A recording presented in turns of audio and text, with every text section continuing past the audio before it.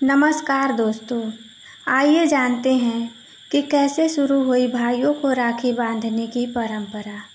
देश भर में राखी का त्यौहार बड़े धूमधाम से मनाया जाता है।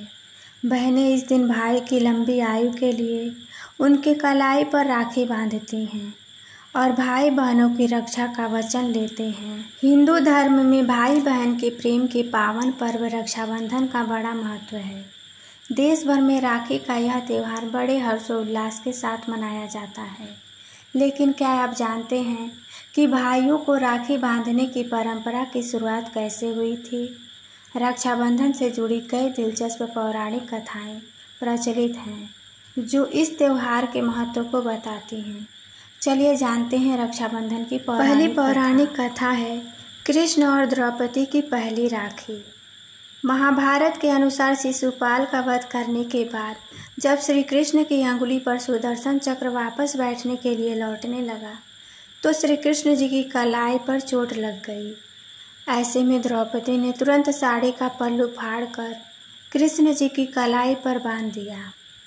भगवान कृष्ण इससे बहुत प्रसन्न हुए और उन्होंने द्रौपदी की जीवन भर रक्षा करने का वचन दिया।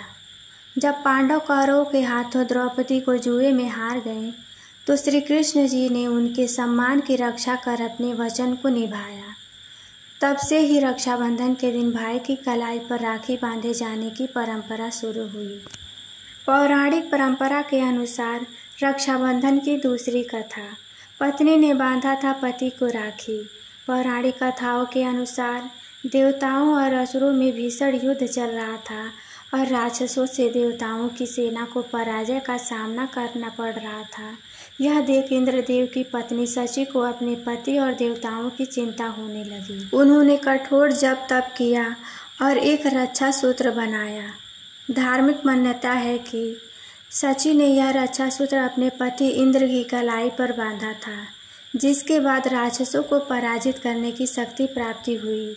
इंद्रदेव की पत्नी शची ने रक्षाबंधन के दिन उन्हें राखी बांधा था, इसीलिए इस दिन राखी बांधने की परंपरा की शुरुआत हुई।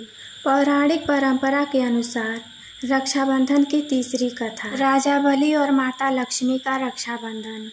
रक्षाबंधन मनाने की तीसरी कथा प्रचलित है कि राजा बलि भगवान विष्णु के परम भक्त थे। वह दान पुण्य में विश्वास रखते थे। विष्णु जी ने अपने भक्त की परीक्षा लेने के लिए ब्राह्मण के रूप में उनके पास पहुँचे। राजा बलि यज्ञ कर रहे थे। विष्णु जी ने राजा बलि से 3 पग भूमि दान में मांगा। राजा बलि ने ब्राह्मण की मांग को स्वीकार किया। ब्राह्मण ने पहले पग में भूमि और तीसरे पग में आकाश नाप दिया। राजा बलि समझ गए कि वह भगवान विष्णु हैं। उन्होंने तुरंत ब्राह्मण के तीसरे पग के सामने अपना सिर रख दिया। विष्णु जी प्रसन्न हुए। फिर राजा ने भगवान से पाताल लोक में उनके साथ रहने का वरदान मांगा। विष्णु जी ने वरदान दे दिया और वह उनके साथ रहने लगे। दूसरी ओर माँ लक्ष्मी भगवान विष्णु के वापस लौटने का इंतजार कर रही थी। माँ लक्ष्मी एक गरीब महिला के रूप में राजा बलि के पास पहुंची और उन्हें राखी बांध दिया। राखी के बदले राजा ने कुछ भी मांग लेने को कहा। माँ लक्ष्मी तुरंत प्रकट हुई और उन्होंने विष्णु जी को मुक्त करने का वचन लिया। राखी का मान रखते हुए राजा बलि ने भगवान विष्णु को वापस स्वर्ग लोक भेज दिया और तभी से ही रक्षाबंधन की परंपरा शुरू हुई।